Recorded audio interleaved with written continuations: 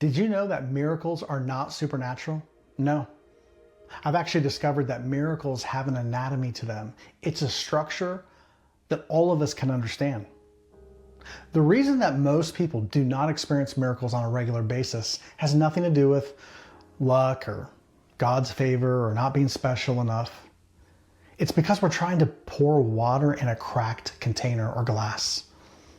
And no matter how many times life will fill the glass up, maybe it's inspiration, maybe it's some new breakthrough that you experience in your life, no matter what it is, if we're pouring water into a cracked container, we're not going to be able to hold the state required for miracles long enough to create anything from it. And in today's video, I'm going to tell you about the three major cracks in the glass, so to speak, that we're all dealing with and how to seal them. So stay tuned. Welcome back to the channel. I'm really glad that you're here. My name is Jamal Javanji. I'm a life coach by profession. I'm the author of the Amazon best-selling book, Living for a Living, and also the founder and creator of a coaching and consulting company called Free to Love Coaching Solutions, LLC. And in this video today, I'm going to tell you a personal story, a very deeply personal story about one of the major cracks I had in my glass, so to speak, that just sealing up that one crack, what it did for me and how it launched my life and career forward in life. But before we get into that, let's talk about miracles for a second, and let's talk about the state that's required to maintain them. The truth is, when your state of being stays high for a consistent period of time, your external physical results in the world will begin to match your high state of being. So if you have a focus on a specific desire, something you want to see happen in your life, and you literally get into the energy of that desire, the external events of the world will bend, literally bend. It sounds crazy. The external world will bend to your state of being and what you are embodying in your system. It's not luck. It's not supernatural. It's really just the cheat code to how energy works and how life works. If we had more time, I could prove this to you, even using science to do it. But for this conversation's sake, you just need to know that and be aware of it. And most of you watching this video are aware of that, and you've even experienced it to some degree. Most people can access a high state of being. That's not the issue. The problem is maintaining it, keeping it long enough to begin to create and live your life from that high state. We could go to a conference, we could be super inspired or motivated, something could happen to us that could really encourage us, and the next day or the next few days later, right, we're right back to that default pattern of low state of being, right? I was telling somebody recently that one of the ways I like to describe my work as a life coach is that this is not an exaggeration. I literally am a miracle worker. That's what I do. Because a miracle, again, is something that seems impossible. When you see a miracle, it's supernatural. It cannot be done, right? But when you see somebody break through a certain area that they have never been able to experience, something that's been impossible for them, and I speak from my own experience in my own life, but also I've worked with so many people where they have just had patterns their entire life. And as a matter of fact, most of those patterns come from their family dynamics, and they've been a certain way their whole life. And in a short period of time, they are able to actually experience things that they once perceived for themselves as completely impossible. It's incredible to watch. It's incredible to see it. And I love to see it. It's literally what I do. But the reason behind it, it's not supernatural.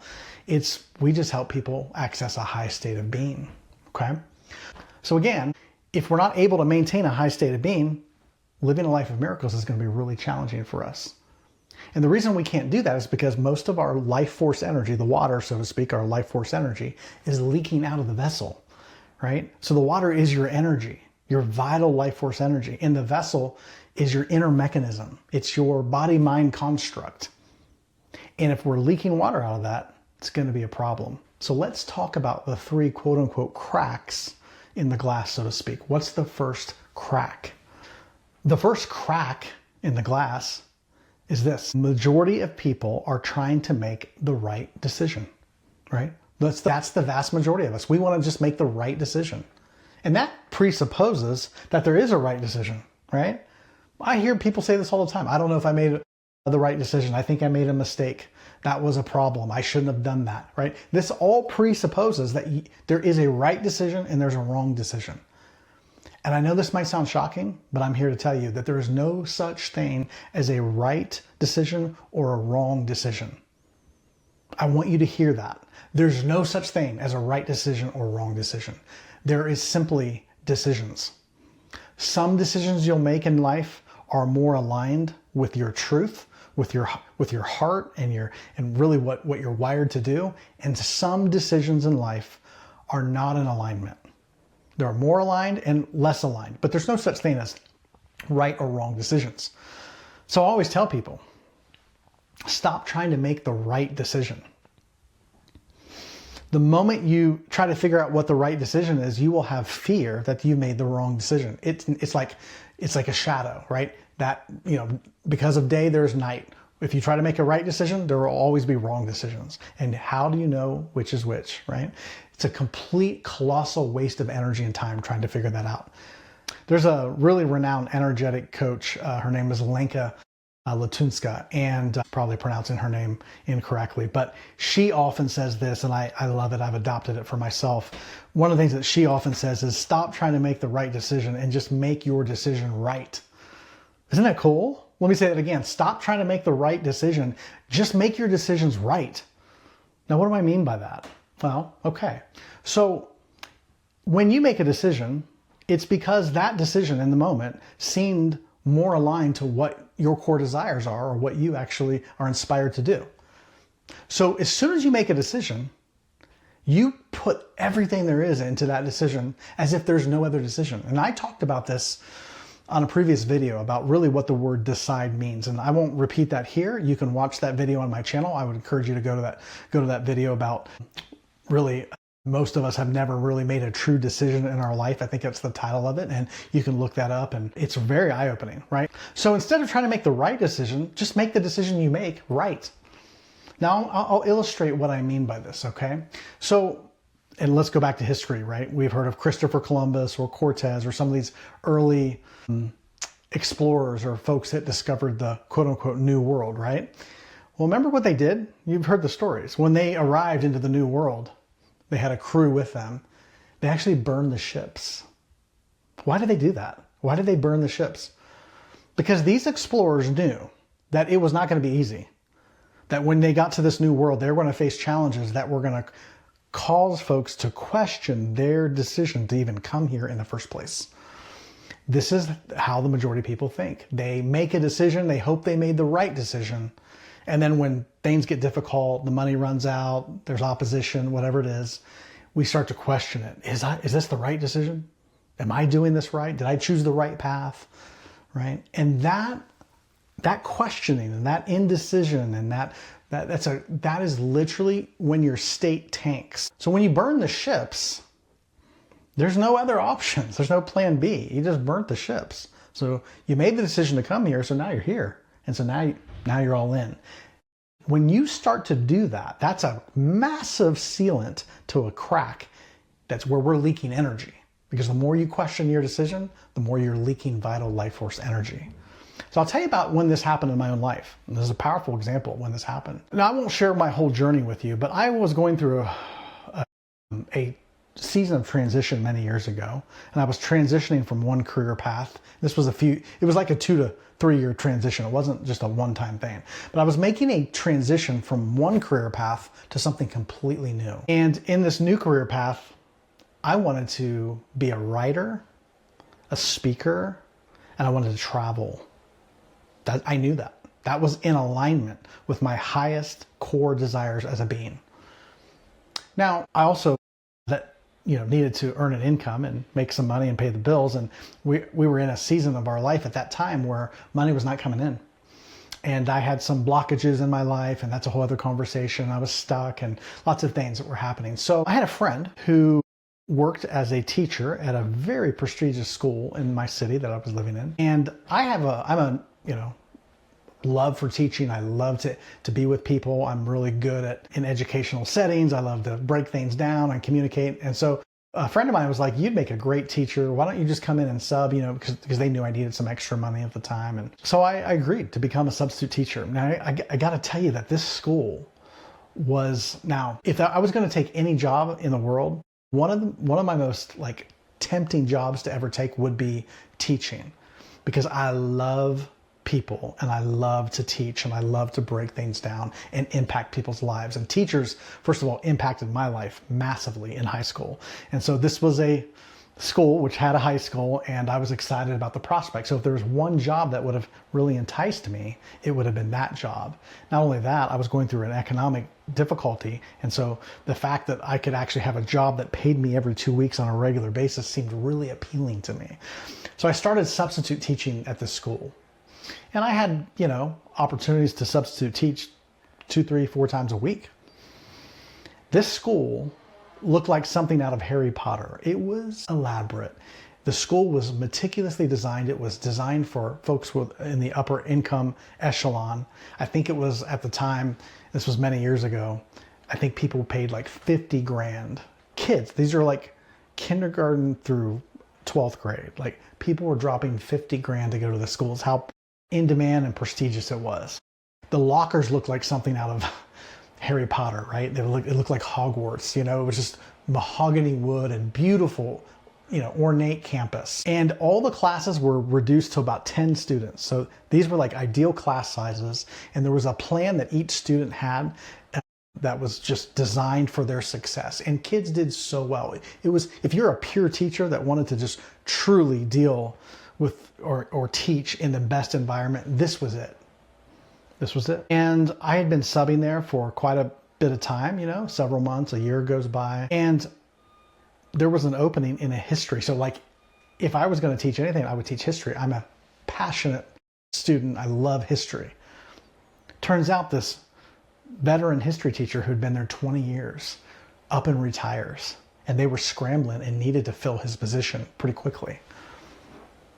Now, they knew I loved the school. They knew the kids really liked me. I was thriving in that environment. And I remember the day that they approached me. The principal of the school said, Jamal, we have an opening, and we never thought we'd have this opening. Mr. So-and-so has been here for 20 years, and he got a new opportunity out of state and left. And we would love to fill that position, but your name came up, and just wanted to see if you were interested in that position. Now, you got to remember, I was dealing with no steady income, lots of financial hardship. I was married and had a daughter at the time. I had a daughter was in her teenage years, and I was trying to take care of her. And I had made this career shift, and there was a lot of unknowns. Can you see how daunting? And I was thinking to myself, like, did I make the right move? I was questioning, did I make the right career move? Is this the right decision for me to make? And it was very tempting. I almost took the job. And if I would have taken that job, this company, Free to Love Coaching Solutions LLC, would not exist today. I would not be here talking to you on this video. So many of the lives of the folks that I've gotten to work with as a life coach would have never happened. The book that I've written, all these things that I went on to do would have never have happened. Now, I didn't know that at the time because I didn't know what was going to happen. I was questioning, what's the right move? What's the right decision for me? And it was expending a ton of energy. Energy was leaky because I couldn't figure it out. And the principal called me in her office after giving me some time. I told her I wanted to weigh it over and think about it. And here's the thing. It was a job that was way above my pay grade. I was not qualified for that position. I had not studied the things I needed. I didn't have the right degrees that actually even qualified me for the job. But they were willing to work with me and make an exception because of my abilities and my performance as a substitute teacher. It's very gracious. But I remember sitting in that office when she called me, and after some time to think about it, she goes, "So what are you feeling for the position?" And I said, "Well, I have a question for you," because I knew I needed to devote my life's energy towards writing and traveling and really moving in the direction that I've since moved in. And I knew that was a core desire.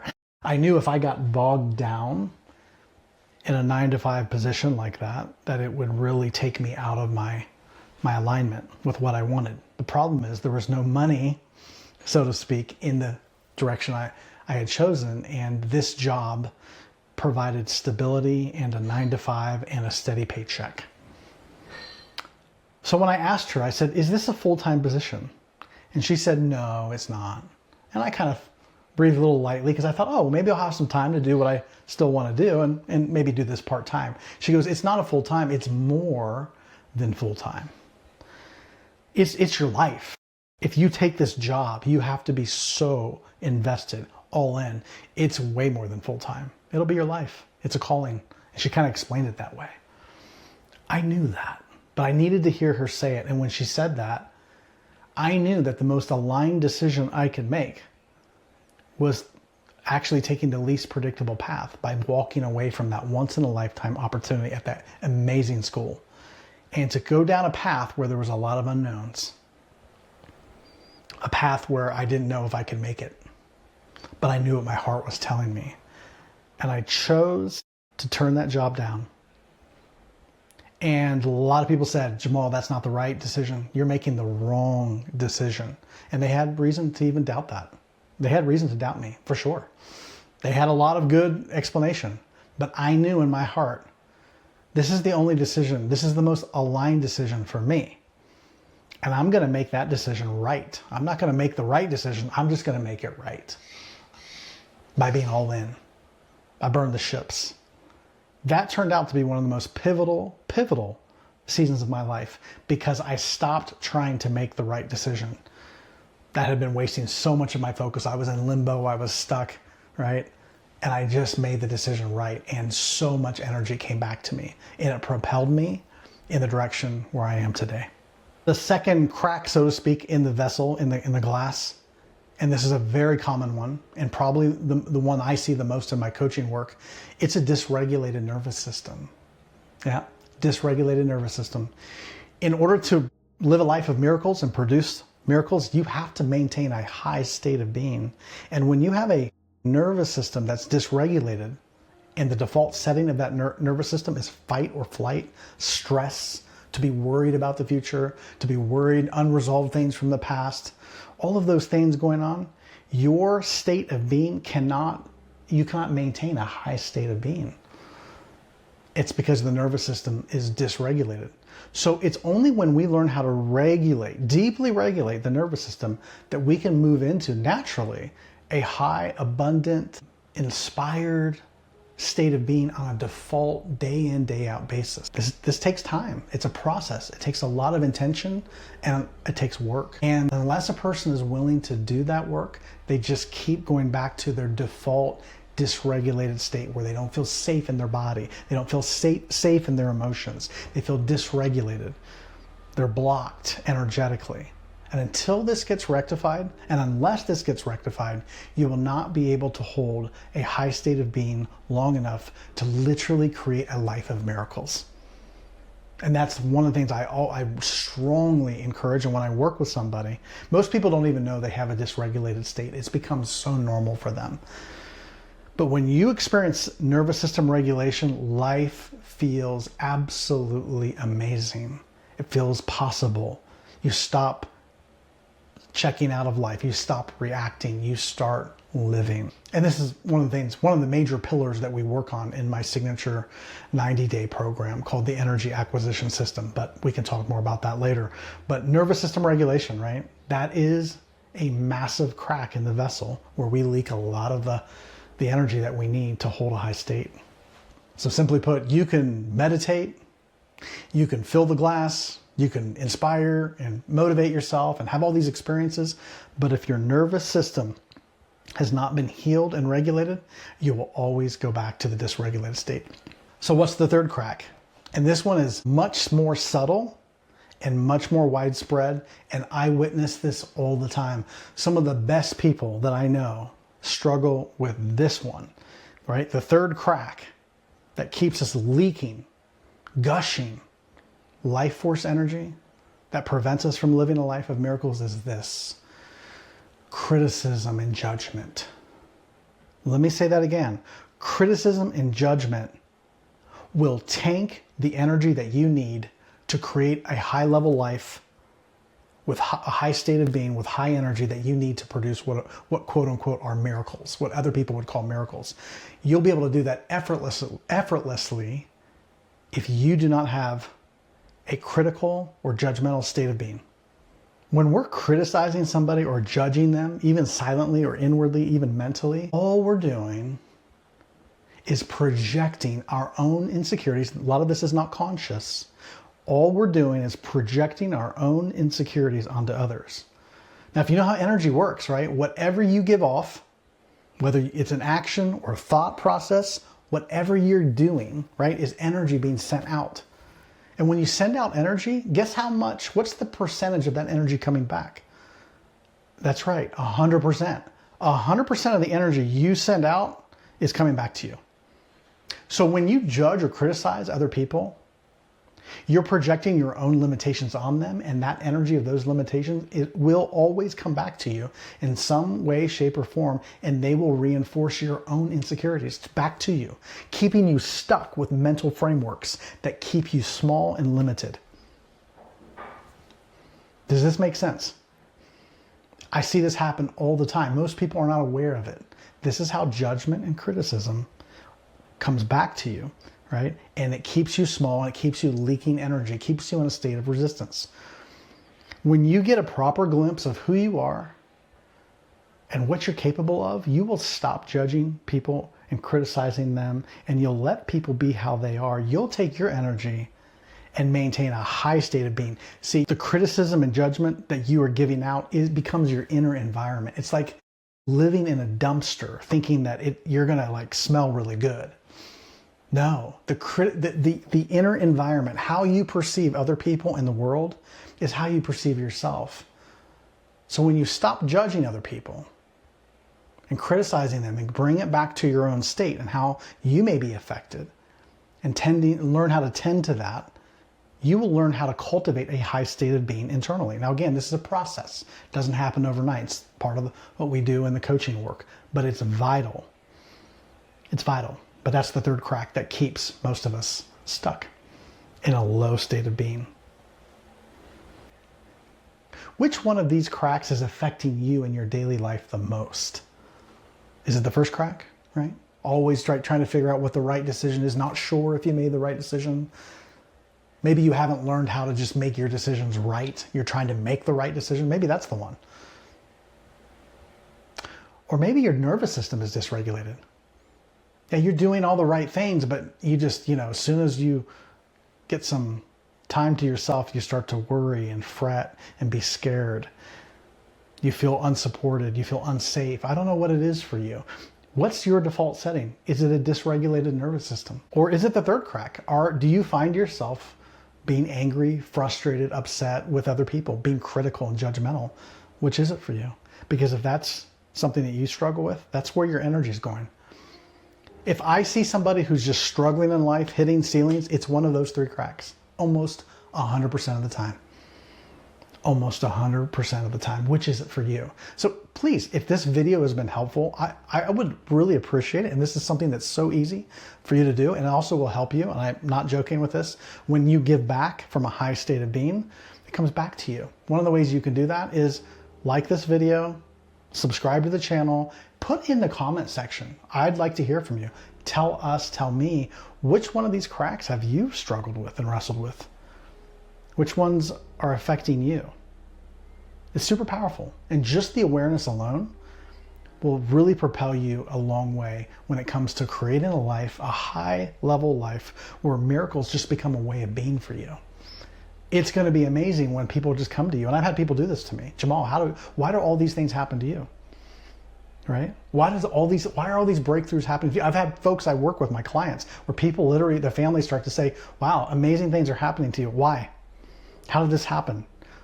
How did you find this part? Oh, wow, I remember when you were single and you just so longed for a partner and you couldn't find a partner, and now you're getting married. How did this happen? It's a miracle for them. May not be a miracle for you. It's a miracle for them. Why is that? And it becomes normal, right? That they just experience the life they want. Wouldn't you like that for your life? That the things that you have historically struggled with, that your family has historically struggled with, wouldn't it be amazing if that could just be normal for you? the overcoming those struggles could just be normal for you. That would be a life of miracles. It's important to maintain a high state of being and to seal up these cracks in the container, okay? I trust that this video has been exactly what you need today, and I look forward to seeing you soon and in the next video. Take care.